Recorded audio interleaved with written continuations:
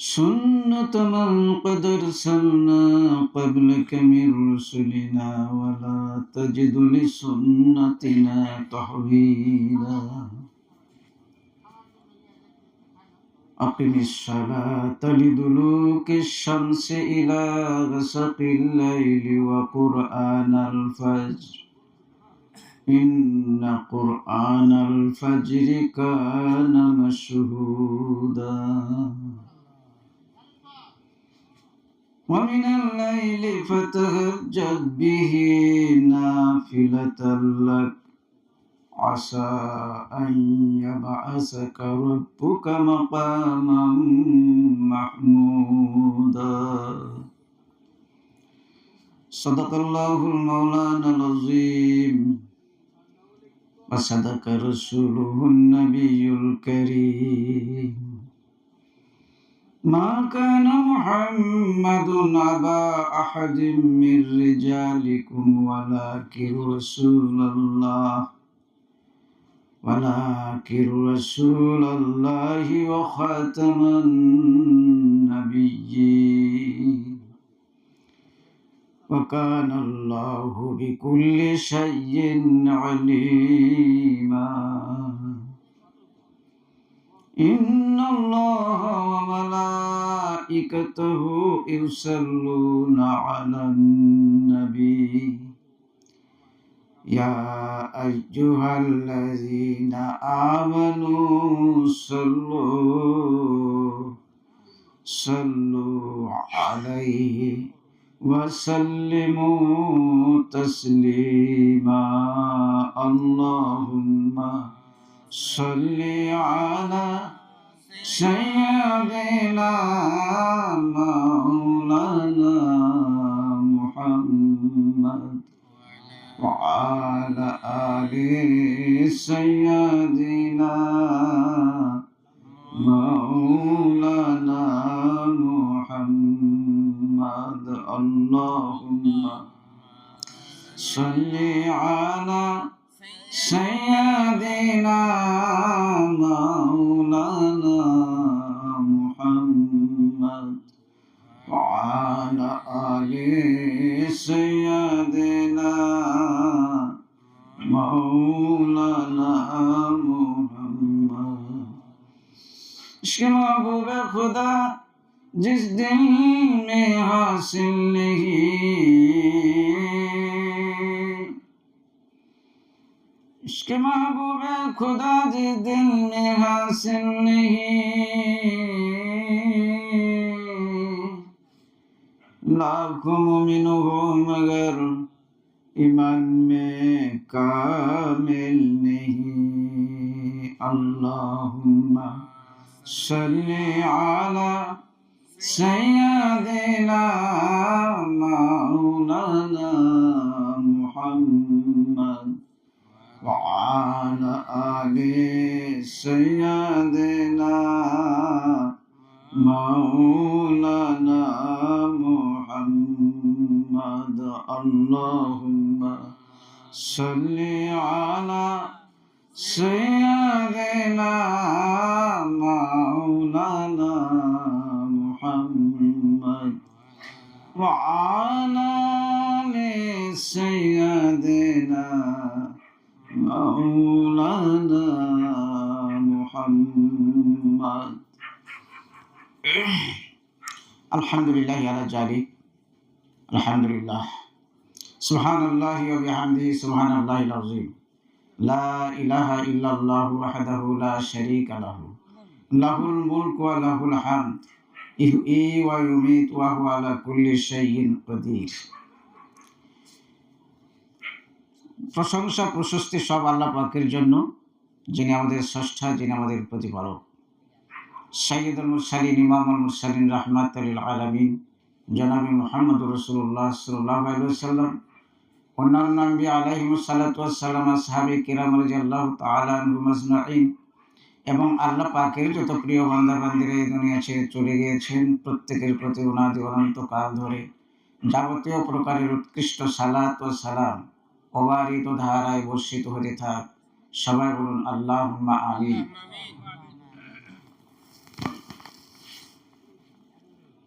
আমরা আল্লাহর বান্দা, আল্লাহর গোলাম। আল্লাহ পাক তিনি আমাদের মাবুদ, তিনি আমাদের মনিব। এটাই হচ্ছে আমাদের পরিচয় এবং এটাই মূল পরিচয়। আর আমাদের মূল কাজ আল্লাহর দাসত্ব করা, আল্লাহর গোলামি করা। আর আল্লাহর দাসত্ব এবং গোলামি যা করব সেটা হতে হবে নির্ভেজাল, নিখুঁত, ত্রুটি বিমুক্ত হতে হবে। তবে আল্লাহ রাব্বুল আলামিন সেটা গ্রহণ করবেন। সুতরাং আমরা যে ইবাদত বন্দেগী করি, এই ইবাদত বন্দেগী আমাদের আল্লাহ রাব্বুল আলামিনের দরবারে কবুল হচ্ছে কিনা এটা আমাদের দেখার বিষয়। এই বিষয়ের উপরেই দীর্ঘক্ষণ ধরে আপনারা আলোচনা শুনলেন। এই যে আপনারা এখানে এসেছেন, আমরা এসেছি, এটা আল্লাহ পাকের বিশেষ একটা মেহেরবানি। আল্লাহ পাক আমাদের আসার তৌফিক দান করেছেন বলেই আমরা আসতে পেরেছি। একটা কথা খুব খেয়াল রাখবেন, আমরা কোনো কাজ করতে পারি না যদি সে কাজ করার সক্ষমতা আল্লাহ পাক আমাদেরকে দান না করে। এই জন্য এই যে আল্লাহর জিকির, আল্লাহর স্মরণ, এইটা আমরা কি জন্য করব? এই জিকির করব এই জন্য যাতে করে জিকিরের মাধ্যমে আমাদের কল্পকে নুরানি করতে পারে, আলোকিত করতে পারে। অন্ধকার হয়ে আছে আমাদের কল্প, এই অন্ধকার কল্পকে আমরা যাতে করে আলোকিত করতে পারি, এই জন্যই জিকির করব। আর জিকির কতক্ষণ করব? আল্লাহ পাক বলেছেন ওঠা বসা শায়িত অবস্থায়, সর্ব অবস্থায় জিকির করবে তোমরা। আর এই তৌফিক আল্লাহ রাব্বুল আলামিন আমাদেরকে দান করেন বলেই আমরা করতে পারি। দেখেন, আমরা আল্লাহকে কয়বার স্মরণ করি? একবার যদি স্মরণ করি, আল্লাহ পাক আমাদের 2 বার স্মরণ করেন। কয়বার? আল্লাহ পাক আমাদের স্মরণ 2 বার করেন না? আল্লাহ পাক আমাদেরকে স্মরণ করেন 2 বার, তবে আমরা একবার স্মরণ করতে পারি। কেমন করে 2 বার স্মরণ করেন আল্লাহ? এই যে আমরা নেক কাজ করার সক্ষমতা লাভ করি, তৌফিক দেন কে? আল্লাহ। জিকির করার তৌফিকও আল্লাহ পাক দান করেন। কেননা সকল প্রকার নেক কাজ যে তৌফিক আল্লাহ পাক দান করেন বলেই আমরা করতে পারি। যেমন আল্লাহ কিতাবে এসেছে, আমরা ইমানি মুফাসসাল পড়ি নেই, আমানতু বিল্লাহি ওয়া মালাইকাতিহি ওয়া কুতুবিহি ওয়া রুসুলিহি ওয়াল কদরি খায়রিহি ওয়া শাররিহি মিনাল্লাহি তাআলা ওয়াল বাসি বাদাল মাউত। ভালো এবং মন্দ যত কিছু আছে এগুলো আল্লাহ রাব্বুল আলামিনের পক্ষ থেকে আসে। সুতরাং আমরা কোনো নেক কাজ যখন করি তখন এটা আল্লাহ রাব্বুল আলামিন আমাদেরকে করার তৌফিক দান করে, তখন আমরা করি, তখন আল্লাহ রাব্বুল আলামিন আবার পুনরায় আমাদেরকে স্মরণ করেন। আমরা জিকির করার তৌফিক আল্লাহ পাকের পক্ষ থেকে পাই বলেই আমরা জিকির করতে পারি। তখন আল্লাহ রাব্বুল আলামিন আবার আমাদের জিকির করেন, আমাদের স্মরণ করেন। তখন স্মরণ করেন কি? আমরা যে উদ্দেশ্যে আল্লাহ রাব্বুল আলামিনের স্মরণ করি, আল্লাহ রাব্বুল আলামিনের ওই উদ্দেশ্যটা পূরণ করে দেন। সুতরাং কলবের পরিশুদ্ধতার উপরে, জিকিরের উপরে, ইলমে তাসাউফের উপরে অনেক আলোচনা হয়ে গেছে। এখন আমাদের শুধু বাস্তবায়নের পালা। আমাদেরকে এটা গ্রহণ করতে হবে।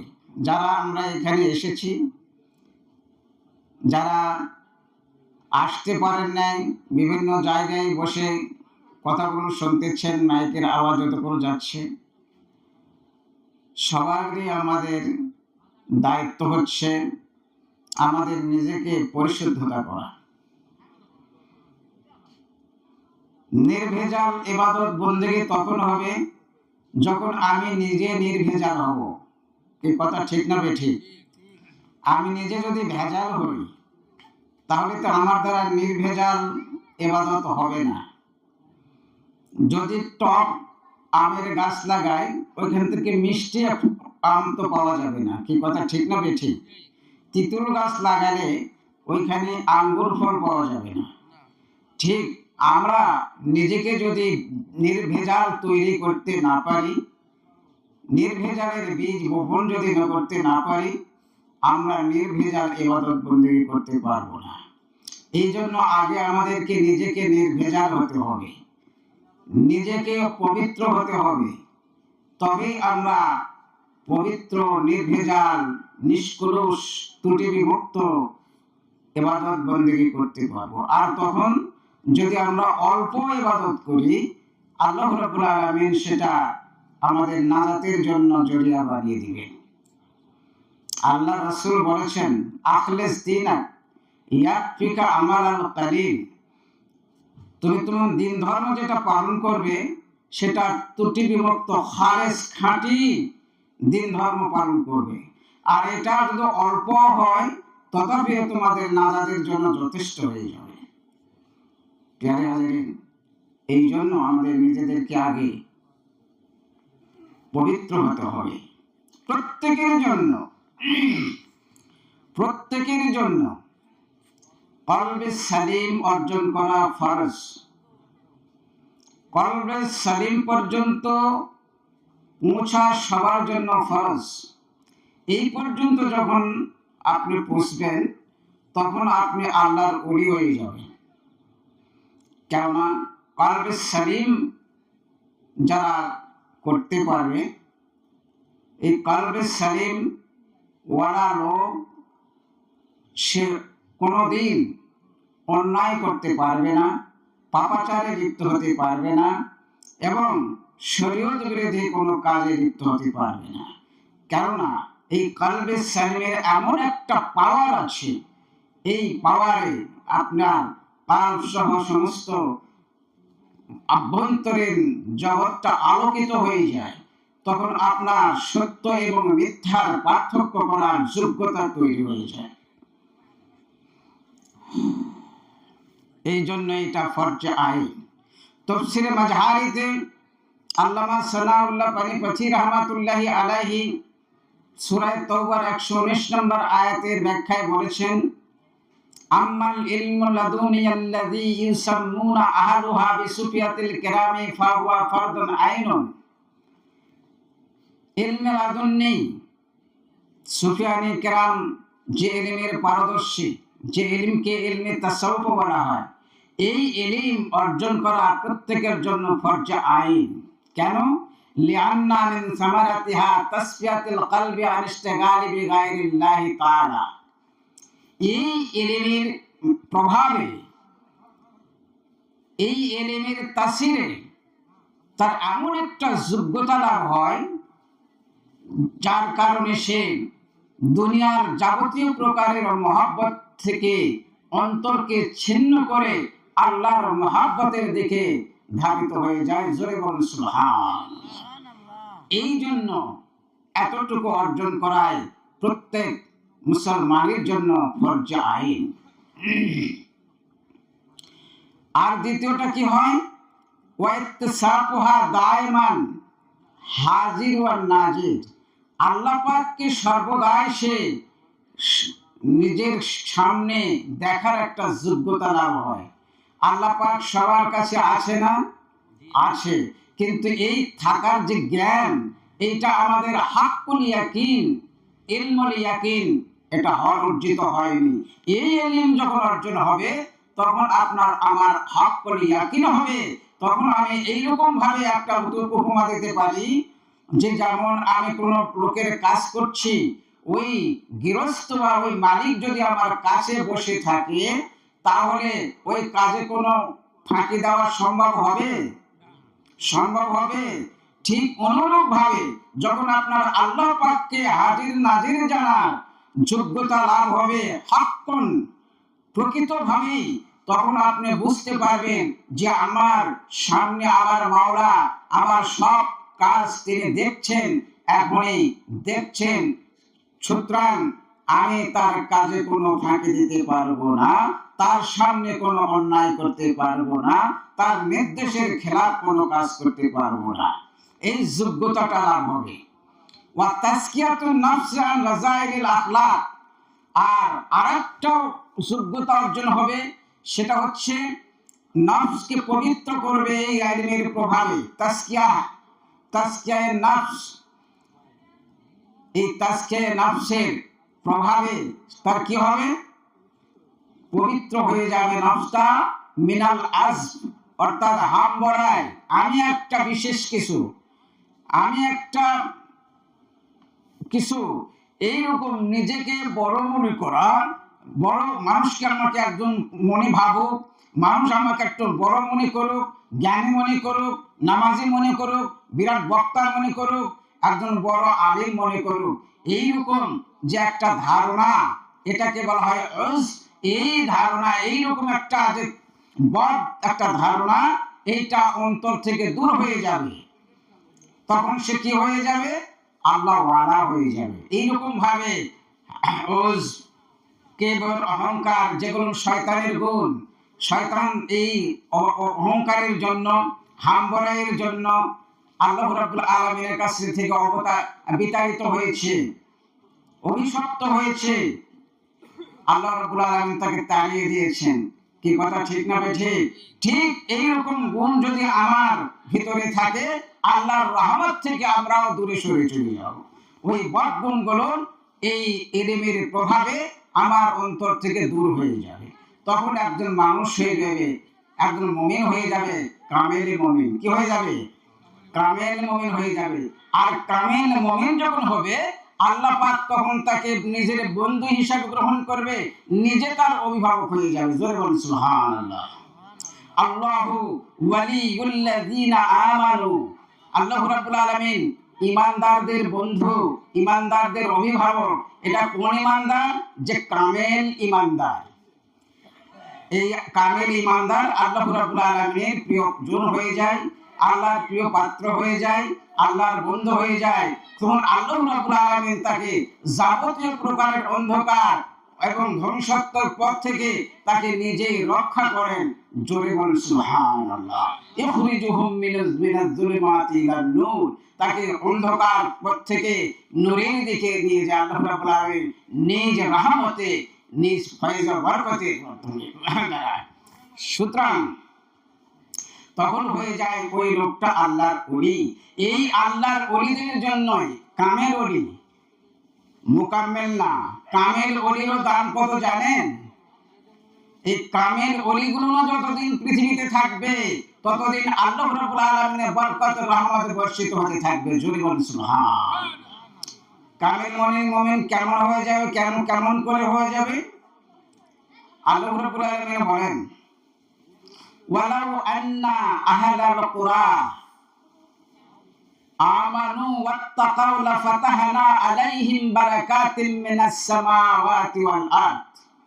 আল্লাহ পাক বলেন, এই অধিবাসীরা যদি তারা ঈমান আনত এবং তাকওয়া অর্জন করত, মুত্তাকি হতো, তাহলে তাদের জন্য আমি এই আসমান এবং জমিনের বরকতের দুয়ারগুলো উন্মুক্ত করে দিতাম। জোরে বলুন সুবহানাল্লাহ। সুতরাং বোঝা গেল যে ঈমান এবং তাকওয়া, এই দুইটা যাদের ভিতরে থাকে, তারাই হচ্ছে আল্লাহর ওলি। এই আল্লাহর ওলিদের জন্য এই পৃথিবীতে এখনো আল্লাহ রাব্বুল আলামিনের নিয়ামত আসছে, রহমত আসছে, বরকত আসছে, সূর্য উদয় হচ্ছে, চন্দ্র আলো দিচ্ছে, তারকা মিটমিট করে জ্বলছে, আকাশ পাতাল তৃণলতা পাহাড় পর্বত নদী নালা মানুষের জন্য খেদমত করে যাচ্ছে। জোরে বলুন সুবহান। এই হচ্ছে আল্লাহর ওলি, যাদের ভিতরে ঈমান থাকবে এবং যাদের ভিতরে তাকওয়া থাকবে। আল্লাহ রাব্বুল আলামিন অন্য এক আয়াতে বলেছেন, ওলিদের গুণ, ওলিদের বৈশিষ্ট্যের কথা এখানে বলেছেন। আলা ইন্না আউলিয়া আল্লাহি লা খাউফুন আলাইহিম ওয়া লা হুম ইয়াহজানুন আল্লাযীনা আমানু ওয়া কানু ইয়াত্তাকুন লাহুমুল বুশরা ফিল হায়াতিদ দুনিয়া ওয়াল আখিরাহ। আল্লাহ পাক বলেন, আমার ওলিদের কোনো ভয় নেই, আমার বন্ধুদের কোনো চিন্তা নেই, তাদের কোনো ভয় নেই, দুনিয়াতে এবং আখিরাতেও নয়। আর ওলি কারা? ওলি কারা? আল্লাহ রাব্বুল আলামিন বলছে, আল্লাযীনা আমানু ওয়া কানু ইয়াত্তাকুন, যারা ঈমান এনেছেন এবং তাকওয়া অর্জন করেছেন, তারাই হচ্ছে আল্লাহর ওলি। জোরে বলুন সুবহানাল্লাহ। এই ওলিদের ভিতরে কিছু স্তর আছে। কামেল ওলি যারা, তারা আল্লাহর প্রিয়জন, আল্লাহ রাব্বুল আলামিন তাদেরকে পুরস্কৃত করবেন, দুনিয়া এবং আখিরাতে পুরস্কৃত করবেন। আর মুকাম্মেল ওলি যারা হবে, তাদেরকে আল্লাহ রাব্বুল আলামিন মুকাম্মেল হিসাবে বিবেচিত করবেন এবং তাদের দ্বারা কামেল ওলি বানানোর জন্য আল্লাহ রাব্বুল আলামিন তাদেরকে সে যোগ্যতা দান করবেন। জোরে বলুন সুবহানাল্লাহ। এই জন্য তাদেরকে বলা হয় মুকাম্মেল ওলি। সবাই হতে পারে, কিন্তু মুকাম্মেল সবাই হতে পারে না। এই জন্য আল্লাহ রাব্বুল আলামিন যে বলেছেন, পৃথিবীতে যে নিয়ামত, যে বরকত, এগুলো আসে আল্লাহর ওলিদের কারণে। কাদের কারণে? এই আল্লাহর ওলি কারা?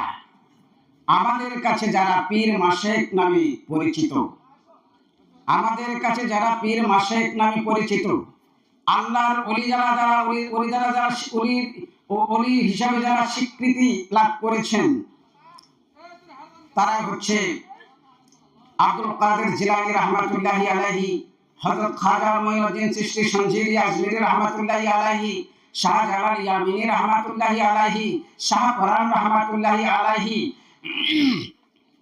হযরত হাকিম আব্দুল হাকিম রাহিমাহুল্লাহ, হযরত খাজা মুহাম্মদ মামুন রশিদ শাহ রাহমাহুল্লাহ। এই সমস্ত আল্লাহর ওলি, তারা আল্লাহর ওলি এবং তারাই হচ্ছে পীর মুর্শিদ নামে সারা বিশ্বে পরিচিত। কথা ঠিক না বেঠিক? অনেকে বলে পীর শব্দ তো কোরআন শরীফে নাই, হাদিস শরীফে নাই।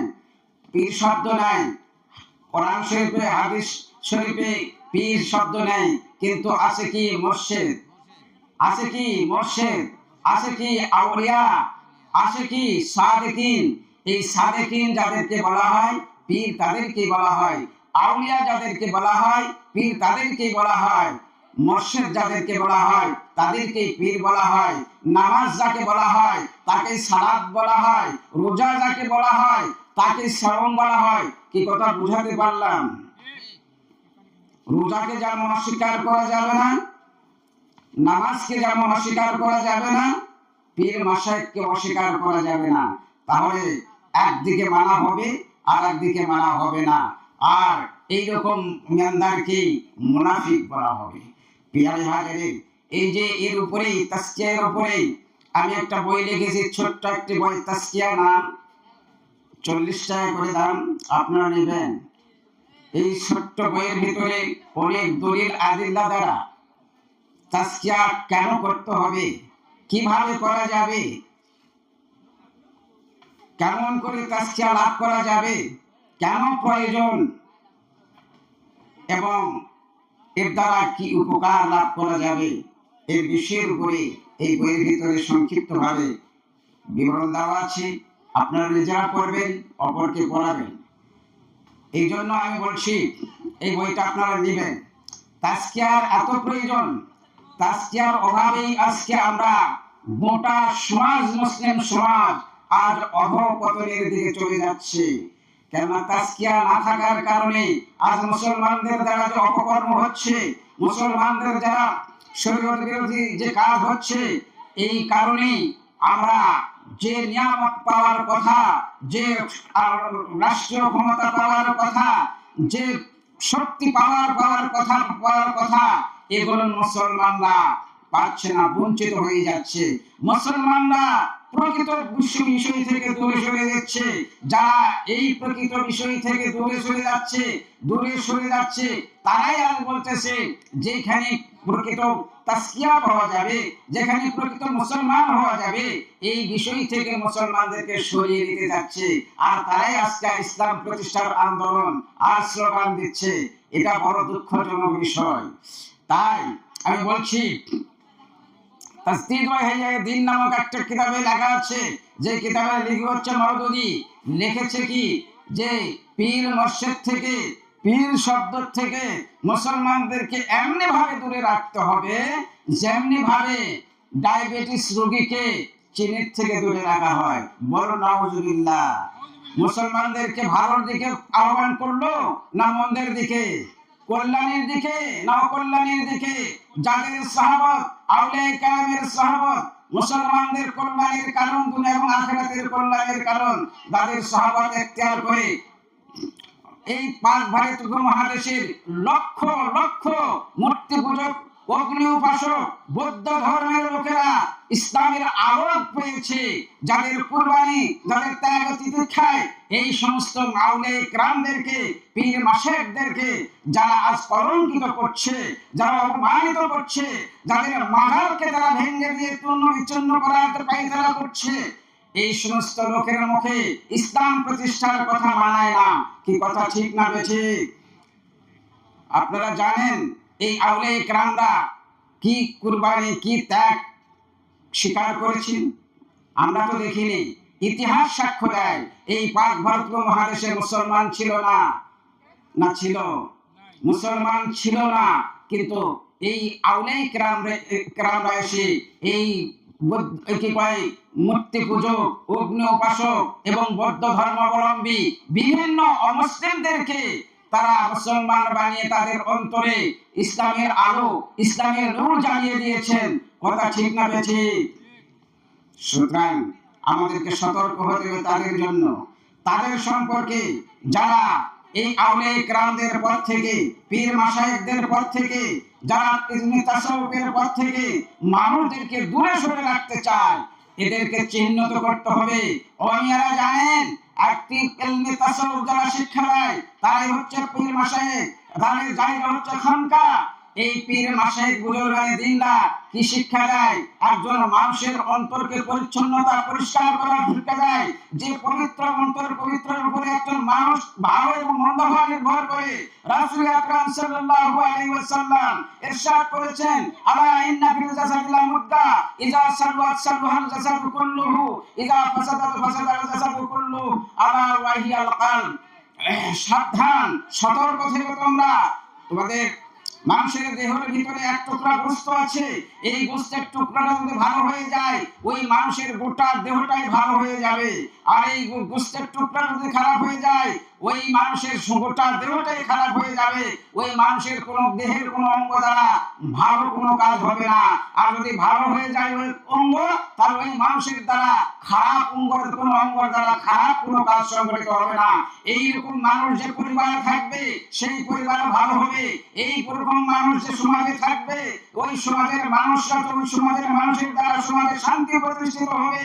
এই সমাজের রাষ্ট্রের মানুষ যদি ওই কল পরিচ্ছন্ন করে, কল পবিত্র হওয়ার মানুষ যদি সমস্ত রাষ্ট্রের মানুষ হয়ে যায়, এই রাষ্ট্রটা শান্তির দোলনায় দুলবে। সারা বিশ্বের মানুষ যদি কল পরিশুদ্ধ করে, মানুষের কল পরিশুদ্ধ করে, তাহলে ওই সারা বিশ্বই শান্তির দোলনায় দুলতে থাকবে। কথা ঠিক না বেঠিক?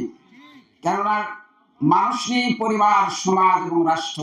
মানুষ যদি ভালো হয়ে যায় পরিবার ভালো হবে, সমাজ ভালো হবে, রাষ্ট্র ভালো হবে, সারা বিশ্ব ভালো হয়ে যাবে। কথা ঠিক না বেঠিক? এই জন্য পীর মাশায়েখ বুজুর্গানে দ্বীন আউলিয়া কেরাম ওই কাজে করে যাতে করে একজন মানুষ পুরো পবিত্র হয়ে যায়, যাতে করে একজন মানুষ ভালো হয়ে যায়, তাদের অন্তর পরিচ্ছন্ন হয়ে যায়, পবিত্র হয়ে যায়, এই শিক্ষাই দিয়ে থাকে। কথা ঠিক না বেঠিক? পীর মাশায়েখরা কিসের শিক্ষা দেয়? কল পবিত্র করা, কলকে পরিষ্কার করার শিক্ষা দেয়। এই জন্য শিক্ষা দেয় যে এই কল আলোকিত হলে, এই কল পবিত্র হলে একজন মানুষ ভালো হবে, এই মানুষের দ্বারা আর কোনো অন্যায় হবে না। এটা আউলিয়া কেরামরা নিজের যুক্তি এবং বুদ্ধি দিয়ে করেনি। রাসূল আকরাম সাল্লাল্লাহু আলাইহি ওয়াসাল্লামের হাদিস থেকে, কোরআনুল কারীমের আয়াত থেকে, কোরআন এবং হাদিসের সমন্বয়ে গবেষণা করে তারা এই একটা নিয়ম পদ্ধতি চালু করেছেন। কোরআনের বাহিরে নয়, হাদিসের বাহিরে নয়। কি কথা ঠিক না বেঠিক? এই যে কল পরিশুদ্ধ করতে হবে, এটা কোরআন শরীফে নেই, হাদিস শরীফে নেই। রাসূল আকরাম সাল্লাল্লাহু আলাইহি ওয়াসাল্লাম ইরশাদ করেছেন, ইন্নাল্লাহা লা ইয়াকবালু মিন আবদিন আমালান হাত্তা ইয়াশহাদু কলবুহু মা'a বাদানিহি। ওই বান্দার কোন ইবাদত বন্দেগী আল্লাহ কবুল করবে না, কোন আমল আল্লাহ কবুল করবে না, যতক্ষণ পর্যন্ত তার দেহের সঙ্গে কলবের উপস্থিতি না থাকবে। আচ্ছা বলেন তো, কলব নামাজের ভিতরে উপস্থিতি আমাদের কতক্ষণ থাকে? সারা তাকবীর তাহরিমার পর থেকে শেষ পর্যন্ত থাকে? থাকে না। কে নিয়ে যায়? ওই কলবে শয়তান বসে এই কলবটাকে বিভিন্ন জায়গায় ঘোরাফেরাই করে, বিভিন্ন জায়গায় নিয়ে যায়। কে নিয়ে যায়? শয়তান। আর এই শয়তান কলবে বসে। হাদিস শরীফে এসেছে, ইজা যাকারাল্লাহ খানাসা, কলবে যদি আল্লাহর জিকির হয়, শয়তান এখান থেকে দূরীভূত হয়। আর শয়তানু জাসিমুন আলা কলবি ইবনে আদমা ইজা যাকারাল্লাহ খানাসা ইজা গাফারা ওয়াসওয়াসা।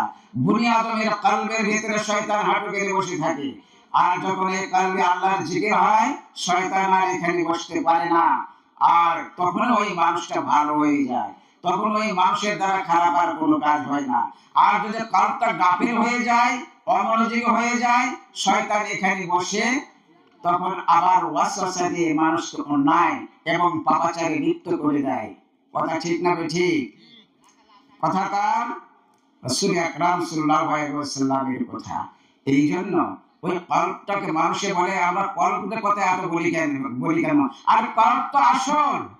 রাসূল আকরাম সাল্লাল্লাহু আলাইহি ওয়াসাল্লামের বিভিন্ন হাদিস দ্বারা আমরা বুঝতে পারি, নামাজ, কালাম, হজ, রোজা, যাকাত যত কিছু আমরা করি, কলব যদি পরিশুদ্ধ না থাকে, ওইগুলো সব বিফলে চলে যাবে।